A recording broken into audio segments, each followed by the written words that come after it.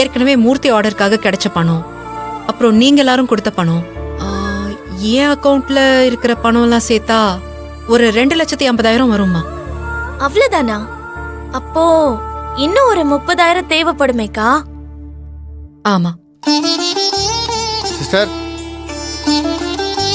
இந்தாங்க, இந்த பணத்தை வச்சு. டேய், உனக்கு எதிர இவ்வளவு பணம்? என்ன பழைய வேலைய ஆரம்பிச்சிட்டியா? என்ன சார் இப்படி கேட்குறீங்க? நான் எப்படி அந்த தப்பு திரும்ப பண்ணுவேன்? ஒரு மாசமா வெளியே கேட்டரிங் ஆர்டருக்காக நைட் வேலை போனல. ஆமா, அதில் கிடைச்ச பணம் தான் சானே. கைல் சிஸ்டர், குடும்பத்தில் எல்லாரும் கொடுக்குறதையும் வாங்கின மாதிரி இதையும் வாங்கிக்கோங்க.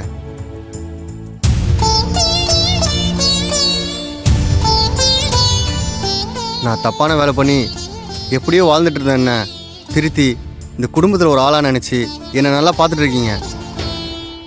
உங்கள் எல்லாரையும் என் சொந்தமாக தான் பார்க்குறேன். ஆசான் கொடுத்த பணத்தை எப்படி உரிமையாக வாங்கினீங்களோ அதே மாதிரி இந்த பணத்தையும் உங்கள் தம்பி கொடுக்க தான் நினச்சி வாங்கிக்கிங்க சிஸ்டர்.